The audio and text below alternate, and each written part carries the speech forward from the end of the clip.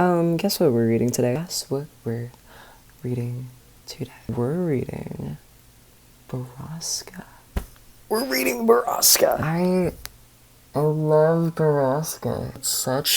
It is like my favorite short story on Reddit. Short horror story of all time, actually. I really love Borrasca. Just to be able to read this is like, whoa. I feel like it's been read a good amount of times, but I love Borrasca. Hi, I'm a Daisy. I haven't actually read off, like stories before on here, but I'm gonna try it out and we're gonna see where it goes. If you haven't seen or read Borrasca, oh my god. It takes place in a small town, and, well, I mean, you'll see. You got that. Anyhow, get ready. I don't know how long this video is gonna be. I don't know how many parts I'm gonna read, but we'll see how much storage I have in my little phone that I can put videos on. Okay. Enjoy. If you don't like it, let me know. If you do, thank you, because I love Borrasca, and I feel like it just needs more love. It is really good.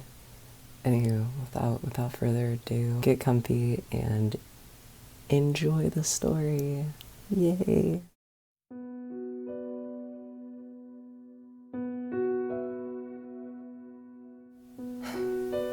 It's a long story, but one you've never heard before.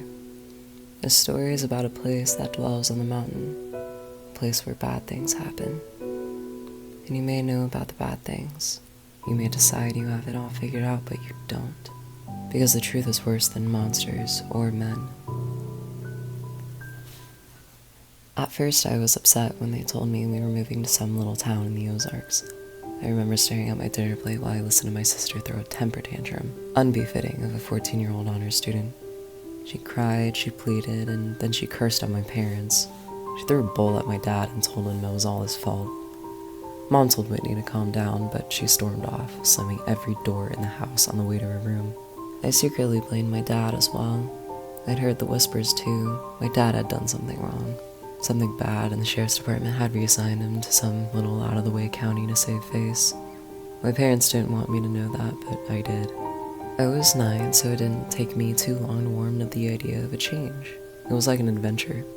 New house, new school, new friends. Whitney, of course, felt the opposite. Moving to a new school at her age was hard. Moving away from her new boyfriend, however, was even harder. While the rest of us packed up our things and said our goodbyes, Whitney sulked and cried and threatened to run away from home. But a month later, when we pulled up to her new house in Drisking, Missouri, she was sitting right next to me, texting viciously on her phone. Thankfully, we moved over the summer, and I had months of free time to explore the town. When Dad started his new job at the sheriff's office, Mom drove us around the city, commenting on this and that. The city was much smaller than St. Louis, but also a lot nicer. There were no bad areas, and the entire town looked like something you'd see on a postcard. Drisking was built in a mountain valley surrounded by healthy forest land with walking trails and crystal clear lakes. I was 9, it was summer, and this was heaven. We'd only been living in Drisking for a week or so when our next-door neighbors came to introduce themselves, Mr. and Mrs. Landy, and their 10-year-old son, Kyle.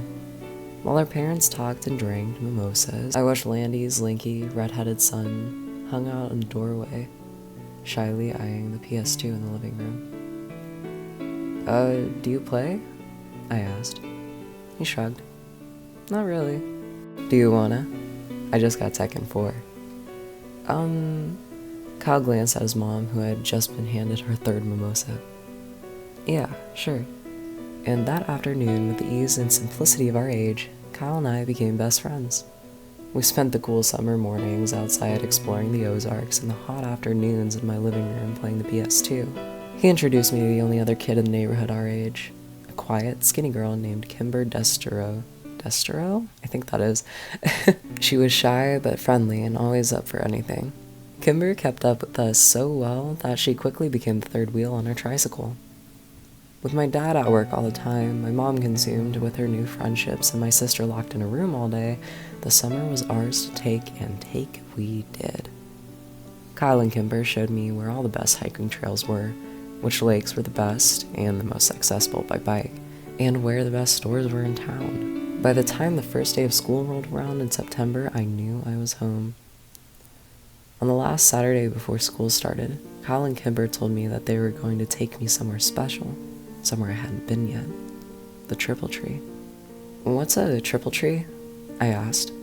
It's a totally awesome, totally huge treehouse in the woods, Kyle said excitedly. Whatever, Kyle.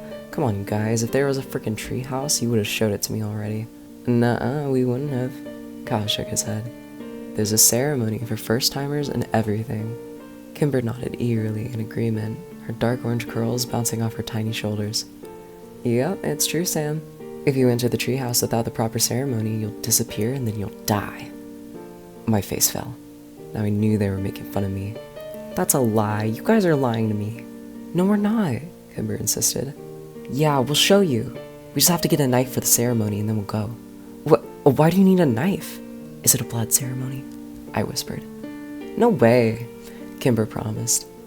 You just say some words and carve your name into the Triple Tree. Yep, it only takes like 1 minute. Kyle agreed. And it's a really cool treehouse? I asked. Oh yeah, Kyle promised. Okay, I guess I'll do it then. Kyle insisted on using the same knife he had used during his own ceremony, but we paid a price to get it. Mrs. Landy just happened to be home with her youngest son, Parker, and despite Kyle's many objections, his mother insisted he take his 6-year-old brother with him. Mom, we're going to the treehouse. It's only for older kids. Parker can't go. I don't care if you're going to see an Exorcist movie marathon. You're taking your brother with you. I need a break, Kyle. Can't you understand that? And I'm sure your friends won't mind. She flashed Kimber and me a challenging look. Right? No, not at all, Kimber said, and I nodded in agreement. Kyle made a loud, dramatic sigh and called his brother. Parker, put your shoes on, we're leaving. Now. I'd met the youngest Landy several times before and found that he was as unlike his older brother in looks as in disposition. Where Kyle was a wild, excitable fireball with hair to match, I found Parker to be an anxious, fidgety boy with small eyes and dark brown hair. Small eyes is such an interesting way to describe someone. We got on our bikes and made our way to a lesser-known hiking trail a few miles away. I'd asked before where the trail led when we'd ridden across it several weeks before, and Kyle had given me the underwhelming answer of, nowhere interesting. We pulled up to Trailhead and leaned our bikes against the wooden signpost which read, West Rim Prescott Ord Trail. Why are there so many trails around here named Prescott? I asked. Is this Prescott Mountain or something? Kimber laughed. No, dummy. It's because of the Prescotts. You know, the family that lives in the mansion up on Fairmount. Mr. Prescott and his son Jimmy own like half the businesses in town.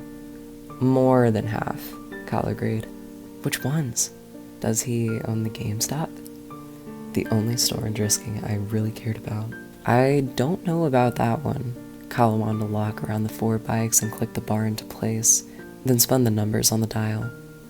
But like the hardware store, the pharmacy, Gilton's on 2nd, and the newspaper. Did they start this town? I asked. Nah, mining started the town. I want to go home. Parker had been so quiet I'd completely forgotten he was there. You can't go home. Kyle rolled his eyes. Mom said I had to bring you. Now come on, it's only like a 2-mile walk. I want to ride my bike, Parker answered. Too bad, we're going off trail. I don't want to go. Stay with the bikes. Don't be such a wussy. I'm not. Kyle, be nice, Kimber hissed. He's only 5. I'm 6, Parker objected. I'm sorry, 6, you're 6. Kimber smiled at him. Alright, fine, he can hold your hand if he wants, but he's coming. Kyle turned and started up the trail. Parker's face fell into an undignified frown, but when the charming Kimber stuck her hand out and wiggled her fingers at him, he took it. Kyle was right. It wasn't a long walk, only half a mile down the trail and then another half-mile hike on a well-tread path up the mountain. It was a steep climb, though. By the time we got to the treehouse, I was winded. What do you think? Kyle asked excitedly. I studied the tree as I caught my breath. It's, pretty awesome. I smiled. And it was. They hadn't lied. The treehouse was the biggest I'd ever seen. It had multiple rooms, and there were actual curtains in the windows. A sign above the door said Apricot Fort, and a rope ladder hung below the threshold, missing several planks. "I'm going up first," yelled Parker, but Kimber caught his arm. "You have to do the ceremony first, or you'll disappear," she reminded him. "That'd be fine with me," Kyle grumbled. I was eager to get into the fort myself. "Give me the knife," I held up my hand. Kyle smiled and dug the switchblade out of his pocket. "There's some space in the back to carve your name." I opened up the knife and walked around the tree looking for an empty spot. There were so many names on the tree that I had to crunch down and look near the bottom since I couldn't reach any higher. I spotted both Kyle and Kimber's carvings on the tree, and I finally found a spot I liked near the ladder. I bit my tongue and carved Sam W. into a blank piece of bark underneath someone named Paul S. Parker went next, but had so much trouble with the knife that Kyle had to do it for him. "Alright, let's go." I ran to the rope ladder. "Wait," Kyle yelled. "You have to say the words first." "Oh yeah. Okay, what are they?" Kimber sang them out. "Underneath the triple tree, there is a man who waits for me. And should I go or should I stay, my fate's the same either way." "That's creepy," I said. "What does it mean?" Kimber shrugged. "No one knows anymore.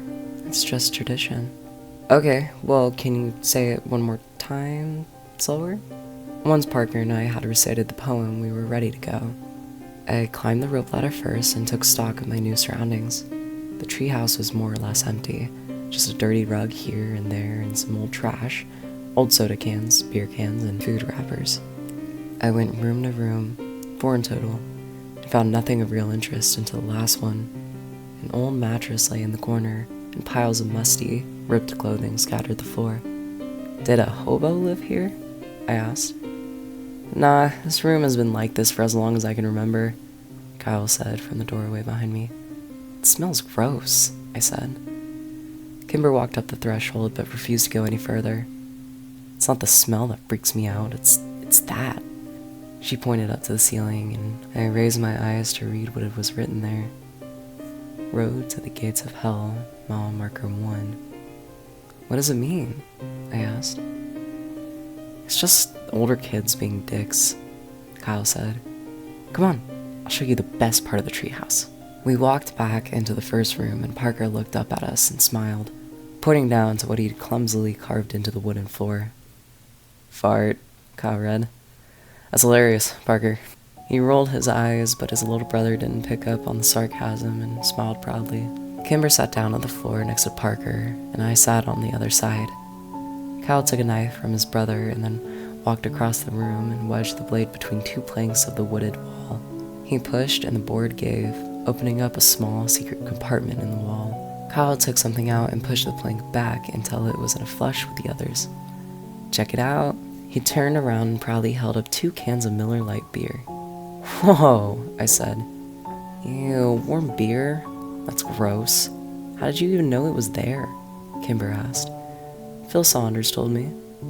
"Are we gonna drink it?" I asked. "Hell yeah, we're gonna drink it."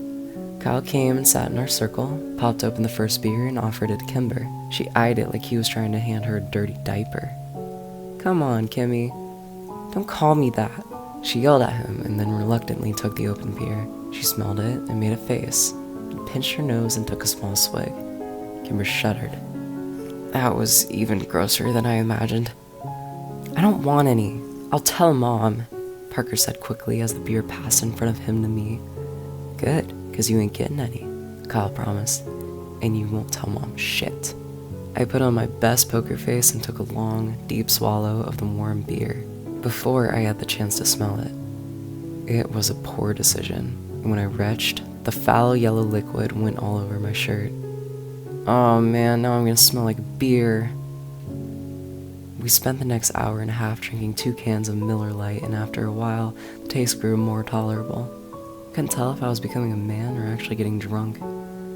I hoped it was the former. When the last drop of the beer was consumed, we spent 20 minutes trying to determine if we were drunk.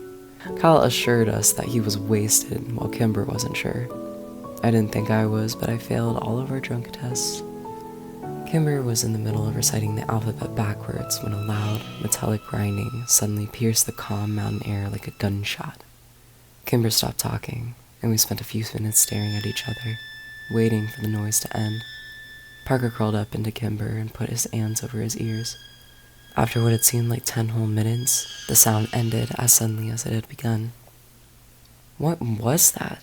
I asked, and Parker mumbled something into Kimber's sweatshirt. "Do you guys know?" I tried again. Kimber stared at her feet as she crossed and uncrossed them. "Well?" "It's nothing," Kyle answered finally. "We hear it sometimes in town. It's not a big deal, it's just louder up here." "But what's making that sound?" "Borrasca," Kimber whispered without taking her eyes off of her feet. "Who's that?" I asked. "Not who, where," Kala answered. "It's a place." "Another town?" "No, it's just a place in the woods." "Oh." "Bad things happen there," Kimber said more to herself than me. "Like what?" "Bad things," Kimber repeated. "Yeah, don't ever try to find it, dude," Kyle said behind me. "Or bad things will happen to you too." "But like, what bad things?" I turned around. Kyle shrugged and Kimber stood up and walked over to the rope ladder. "We'd better go. I have to get home to my mom," she said. We climbed down to the ladder one by one and then started the walk back to the trailhead in an unfamiliar silence.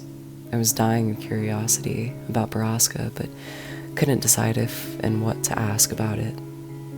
"So, who lives there?" "Where?" Kyle asked. "Borrasca." "The skinned men," Parker answered. Kyle laughed. "Only babies believe in that." "Like men who are skinned? Like their skin is gone?" I asked excitedly. "Yeah, that's what some kids say. Most of us stopped believing that, though, when we turned double digits," Kyle said. I looked back at Kimber, who was still 9 like me, but she was staring down the trail, ignoring us. That seemed to be the end of the conversation, and by the time we reached our bikes, the awkwardness was gone, and we were giggling, trying to decide if we were too drunk to bike home. School started 2 days later, and I'd completely forgotten about Borrasca. When my dad pulled up to the curb to drop me off that morning, he locked the doors before I could get out. "Not so fast," he laughed. "As your father, I get the privilege of giving you a hug and telling you to have a good first day at school." "But Dad, I gotta meet Kyle by the flag before first bell." "And you will? But give me a hug first. In a few years, you'll be driving yourself to school. Let me be your dad while I still can." Fine. I leaned over to give my dad a quick hug. "Thank you. Now go meet your friend. Your mom will be waiting here to pick you up at 3:40. "I know, Dad. Why can't I take the bus like Whitney?" "When you're 12, you can take the bus." He smiled and unlocked the doors. "Until then, I get to drop you off in the mornings. If you think it'd make you look cooler, you can ride in the back seat behind the cage." "Dad, just don't." I threw open the door of his cruiser before he could say anything more, and ran as he laughed behind me. Kyle was already waiting for me at the flagpole, and he'd found Kimber too. "Dude, you almost missed the bell," he yelled when he saw me. "I know, sorry." "Whose class are you in?" Kimber asked. She was wearing a red sweater and leggings with frogs on them. Her curly orange hair was brushed into ringlets, and her lips were pink and shiny. She'd never looked prettier, and I was surprised to realize I'd never actually seen Kimber as a girl. Mr. Diamond's." "Me too," she said cheerfully. "Lucky," Kyle scoffed. "I'm in Miss Taverdi's. Only 2 4th-grade teachers and I get the crappy one." Kimber grimaced. "Yeah, well, my mom had her when she was a kid. What's wrong with her? What did she say?" "Just that she's strict and gives out homework on the weekends." "On the weekends? Fuck." "Excuse me, Mr. Landy." I immediately recognized the tall man that had suddenly appeared behind the white-faced Kyle. Sorry, sir, I meant dang. Kimber giggled. I'm sure you did. He's country now. You're welcome. Hi, Sheriff Clary. Even though I'd met him a few times, I liked my dad's boss, and he liked me. Well, hello, Sammy. Are you excited for your first day? Sheriff Clary crossed his arms in front of him and widened his stance imposingly, but gave me a wide smile. Yes, sir, I said, and then added lamely, what are you doing here? I'm giving a presentation to the 5th and 6th grades about safety when walking to and from school. Yeah, he gives it every year, Kyle muttered. Cool, I smiled. Sheriff Clary nodded at me and then turned and walked away. I looked around, confused. Where's Kimber? She took off. She is annoyingly on time to everything, and as if to illustrate his point, the bell rang. We both ran up the stairs and inside. I walked into class and saw that Kimber had saved me a spot next to her, at the back. Mr. Diamond, a short, round man of 40 or so, nodded at me when I came in. Mr. Walker, I presume? Yeah, that's me, I mumbled as I rushed past him to the desk next to Kimber. Welcome to Drisking Elementary. And for the rest of you, welcome back. Go Grizzlies. The class echoed a reluctant and subdued, Go Grizzlies. Kimber introduced me to the other kids in the class throughout the morning. Most of them were nice, if sort of underwhelmed by me. They all said their hellos and asked where I was from, and the conversations usually ended with an unimpressed, okay. A group of girls who sat near the front snuck looks at us all morning and snickered. I asked Kimber who they were, and she just shrugged. During our second break, they came up and talked to me. Are you friends with Kimber DeStaro? A tall, dark-haired girl asked me. Yeah, I answered and looked over at Kimber. She was watching me with worried eyes. Are you related to her? No. I didn't think so, because you don't have orange hair. I didn't know what to say to that. You don't want to be friends with her, you know, said the second girl with an oddly round face. I want to be friends with her. A third girl behind the other two snorted. She had pretty auburn hair and a rude upturned nose. Well, if you do, you're going to be in the ugly kid group, the first girl warned. And once you're in that group, you can't leave it, ever. Better than being in the bitch group, I said. Rude nose and round face gasped, but dark hair smiled. We'll see, she said, and the three returned to the corner of the room. I sat back down next to Kimber, feeling like a badass. It was the first time I'd ever used a swear word in front of anybody other than Kyle. What did they say to you? Kimber asked nervously. They said you're too pretty to be near them and that you make them look gross, so we have to stay away from them. Liar. But I could tell she was smiling. We met Kyle in the cafeteria at lunch, and he had nothing but bad things to say about his morning. Ms. Taverty was old and mean, and she made everyone come up and say something about themselves, even though the class only had 14 kids, and they all knew each other. When the bell rang for recess, I went to throw my lunch away with Kyle, and I bumped into a kid I hadn't seen before.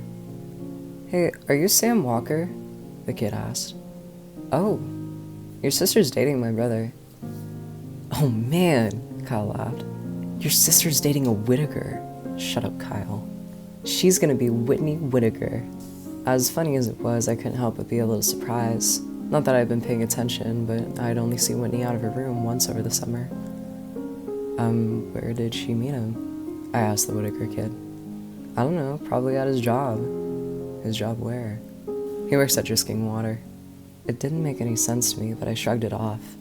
I did remember my mom giving Whitney some menial tasks like getting the car washed and setting up some utilities to get her out of the house. Maybe she met him once and they started dating over text. Teenagers are weird. The rest of the school week followed much like the first. We were well into the first month when I heard someone mention the skin men again. We were out on the playground and Kyle and I were trying to start a fire with 2 large wood chips. I had just given myself a splinter when the distant sound of metal grinding on metal flooded the playground, silencing every one of us. Borrasca, I said in awe. Yup, said Phil Saunders. The skinned men kill again. Hey, Kyle said only babies believed in skinned men. I threw an accusatory look over at Kyle. They do. Phil is just stupid. Am not. Ask Danielle. She's seen them. Phil scanned the playground and then yelled at a blonde girl talking to Rude Nose. Hey Danielle, come here. The blonde girl rolled her eyes but came skipping over anyway. What do you want? I told you Kayla doesn't like you, Philip. No, tell them about the skin men. Phil gestured to the air around us, which was filled with the metallic scraping coming down from the mountain. You tell them. No, you saw them, so tell them. I didn't see them. Paige saw them. Uh-oh, Phil said, and an uncomfortable silence descended. You guys are weird, Danielle said before flipping her hair in our faces and leaving. Who's Paige? I asked when she'd gone. Her sister, Phil said. Paige disappeared when we were like 5, Kyle said. After she saw the skin men, Phil added. The sounds from the mountain abruptly ended, and the subdued atmosphere of the playground disappeared with it. When the bell rang, Kyle lined up in his class line, and since Phil was in my class, I made sure I was behind him. The teachers began to count us off. Hey, what else do you know about Borrasca? I whispered to him. My brother said that's where people go when they disappear, to Borrasca. What happens to them there? Bad things, he said, and then shushed me when I asked him what it meant. The year dragged on, and it wasn't until Christmas break that I heard the machine at Borrasca again. It was December, and there was a thick blanket of snow on the ground which only served to amplify the noise from the mountain. I sat in my room listening to it for a few minutes, trying to decide what was happening in the place that bad things happen. I saw my dad's cruiser pull up out of the window and went downstairs to greet him. As I passed my sister's door, I heard her giggling in that annoying teenage girl way, and I cringed. I hope Kimber never got like that. Dad! I skidded on the landing just as he opened the door. My dad stomped the snow off his boots and threw open his arms. Sammy! How many years has it been? He joked. It was true. I hadn't seen much of my dad lately since he was working so much. Doing what? I didn't know, since this was the quietest, lamest town ever. Mom thought the sheriff was grooming Dad for his job since Clary was so old, and Dad never really agreed or disagreed with her.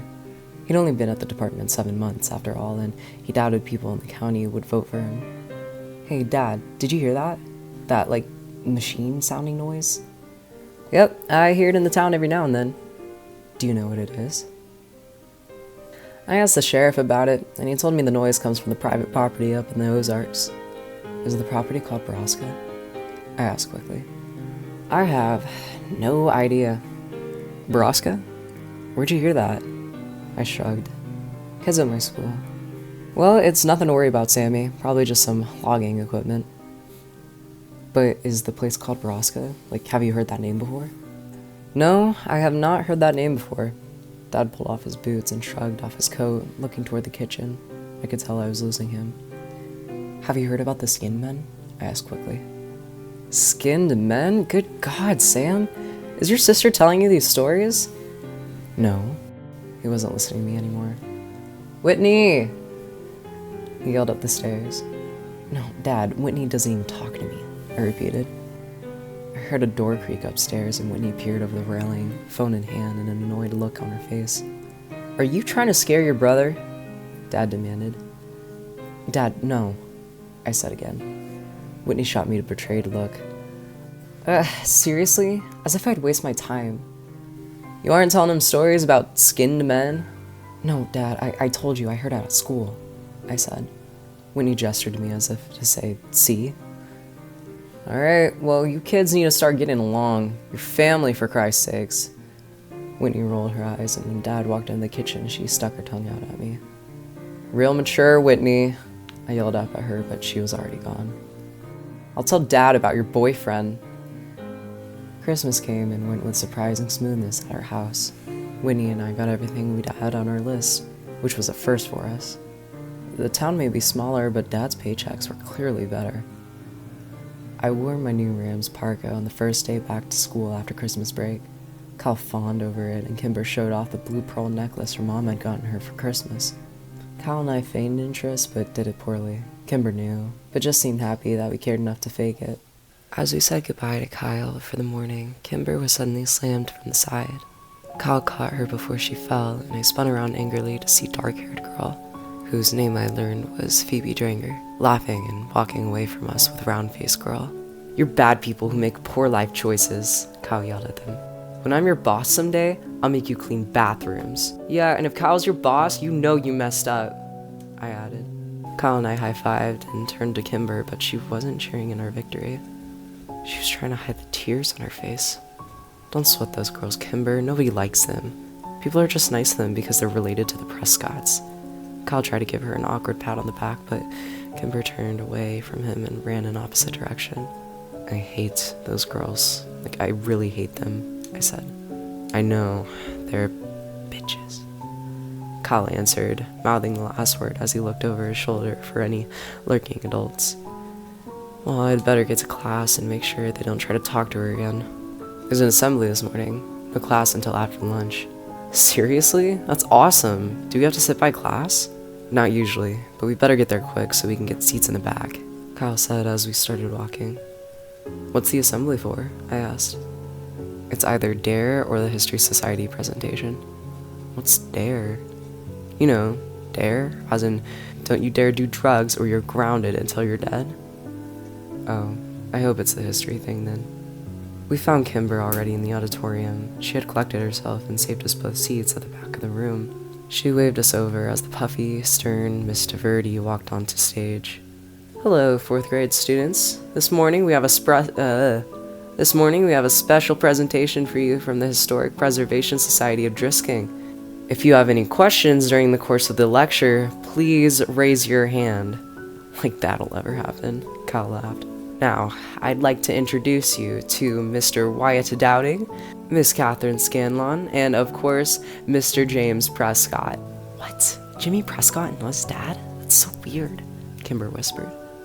Dude, Thomas Prescott has done this presentation every year for like 30 years, Kyle said. It's definitely weird. It's not weird, whispered Mike Sutton from behind us. He leaned forward. Tom Prescott went crazy like a year ago. He didn't do the presentation last year when my sister was here either. I don't like Jimmy Prescott, Kimber shook her head. He gives me the heebie-jeebies. His dad is so much nicer. He's like a grandpa. The presentation was slow and boring. Mr. Dowding and Miss Scanlon talked about the first settlers here, the Cherokee and the Trail of Tears. They talked about Alexander Drisking's discovery of a motherlode of ore in the mountains and settling here with his family to mine and refine the iron. Then James Prescott took the stage from there to tell the story of his family's early journey to the town and their role in the revitalization in Drisking itself in the late 50s. The last part was the most interesting of it all, and I found Jimmy Prescott to be infallibly charismatic and entertaining. He was so busy laughing at his jokes and hanging on every word that by the end of his presentation, I realized I'd actually leaned quite a bit. So much that I was interested enough to ask a question, which Kyle had warned me was committing social suicide. Mr. Prescott scanned the room and answered a few other questions before he finally got to me at the back. Yes, you in the back. Mr. Prescott, why did the mines close? What happened? I asked. Very good question, young man. What did you say your name was? Sam Walker. I believe I met your father the other day at the sheriff's office. Welcome to Drisking. As for your questions, most of the mines were closed in 1951 after a long period of unprofitability. The mountain had simply run out of iron ore. The mills and refineries were abandoned and the town suffered for years.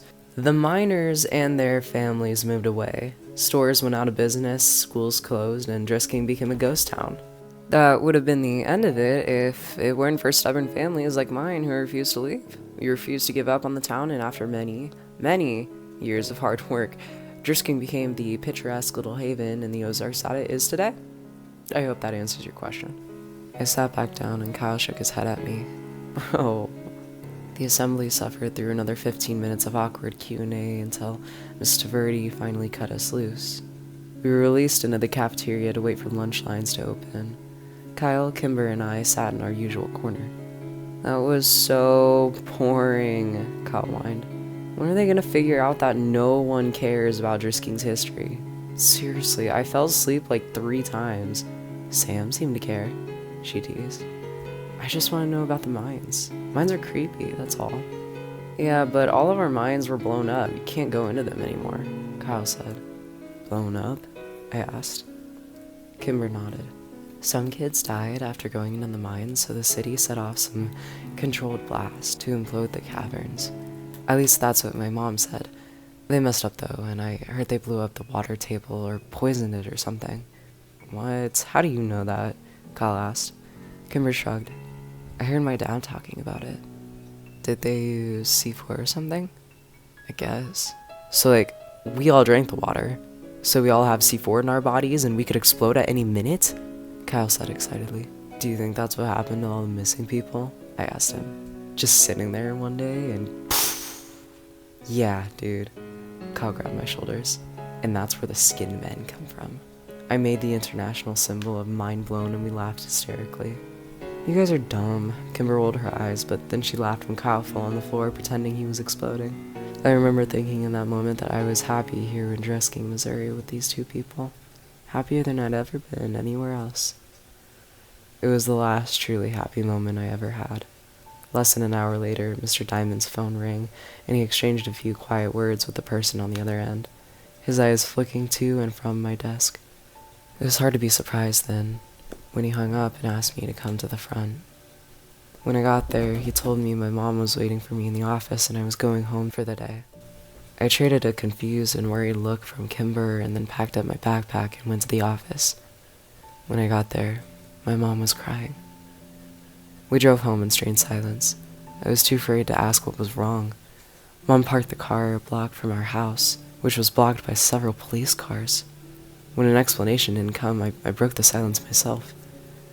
Is it Dad? I asked quietly, holding back tears. No, honey, Dad is fine, she whispered. Then what happened? Whitney never made it to school this morning. Her voice broke over my sister's name. Oh no, Mom, I think she ditched, I said quickly. I saw her leave this morning and it was really early, like 6, and she was with her friends, Pete Whittaker and that kid Taylor. We know all about that, Sam, but they made it to school and Whitney wasn't with them. They said she wanted to stop by the Circle K near Drisking High, so they left her there, and no one has seen her since. Well, my brain struggled to come up with an explanation. Maybe she's ditching. No, honey. My mom put the car back in drive and drove up to our house, parking behind a police cruiser. The police, as well as your father, think that Whitney is with Jay, but she has a new boyfriend here. We found all of her books on the floor this morning and half her clothes gone along with some cash of your dad's. But right now, we think that she ditched a ride to St. Louis and that's why she's with Jay. The sheriff's office is trying to contact the boy's parents now. Whitney? Run away? Anyone who knew my sister knew she was prone to dramatics and empty threats. Plus, she was dating Chris Whittaker's older brother, Pete. I was sure of it. We walked up the steps and into the house filled with stale coffee and quiet murmurs. I tried to remember if Whitney herself had actually confirmed that she was dating Pete, but I drew a blank. When we walked into the kitchen, I saw my father sitting at the table, staring at phone records, head in hand. He looked up when I came into the room and gave me a weak smile. Hey, buddy. Dad, I have to tell you something. I felt a heavy hand on my shoulder and turned to look up at a solemn Sheriff Clary. Everything and anything you know, son, no matter how trivial you think it is. I nodded and sat down at the table with my dad as my mom handed the big man a cup of coffee. Here you go, Sheriff, she said weakly. What do you know, Sam? My dad asked as he rested his chin on his hands in a mock symbol of prayer, as though I may deliver him from his suffering. Well, I heard Whitney had a boyfriend, that guy Pete Whittaker that she's been hanging out with, and I saw them and Taylor Dranger leave this morning before me. What time did you see them leave? Asked the sheriff. I don't know, like before 6? He nodded. That matches the statements of Taylor Dranger and the Whittaker boy. My father's head sunk lower into his hands and I knew I'd let him down. But, I rushed. I don't think she went back to St. Louis because she was dating Pete, and I don't think she wanted to be with her boyfriend back home anymore. I understand that, son, but a teenage girl's mind is a complicated thing. My officers are trying to get a hold of the boyfriend's family back in St. Louis. Claire nodded to my father. Now, why don't you head up to your room and let us work, Samuel? I looked up at him in surprise. What? No, I want to stay down here. I can help. No, son, there's nothing more you can do here. You've been a good brother. Now let us handle this. But I can help. You already have. Dad! I looked over at my dad with begging eyes. Go to your room, Sam, he said quietly. After a moment, I balked. Dad. Now, I was so angry I did the only thing that I could to make my rage known. I stomped upstairs, slammed the door, and then sat in my bed in disbelief. The tears came then, and I laid there feeling helpless, worthless, and scared for my sister. I thought about all the places Whitney could be. Was she scared? Was she alone? Was she dead? When the sun began to set, I finally got out of bed. I went to check my email. I was expecting lots of messages from Kimber and Kyle, but there was only one. Did you go to the treehouse? I sat staring at my computer screen for almost a minute. Kimber's words from last fall echoed in my brain. If you enter the treehouse without the proper ceremony, you'll disappear and then you'll die. I didn't buy that Whitney had gone to Circle K that morning, and I especially don't believe that she'd hitchhiked out of town. Nothing they were saying downstairs made any sense if you knew my sister. But maybe this did. Maybe she and her boyfriend went to the treehouse to make out or something, and maybe she'd left her there. Maybe she'd gotten lost, or maybe the skin men had found her. That was the worst thought of all. I didn't need to sneak out because the police were too busy with my parents to care about me anyways. I snuck my bike out of the garage and rode the 3 miles to the West Rim Prescott Ore Trail. When I got there, I saw 2 bikes already locked to the signpost and my 2 best friends sitting in the snow next to them. I knew you'd come, Kyle said when I pulled my bike up, and Kimber ran to hug me. I'm so sorry, Sam. There was really nothing for me to say, and they didn't push. Kimber took my arm and we started up the trail. The silence between us was stretched, but comfortable. We trudged through the snow, and all the while I searched for the telltale footprints of others, but the snow was coming too fast. The hike up the mountain was harder and wetter, and when we'd come in the fall, and when Ambercott Fort finally came into view over the ridge, it was a welcome sight. The sun was getting low, and we hadn't brought flashlights.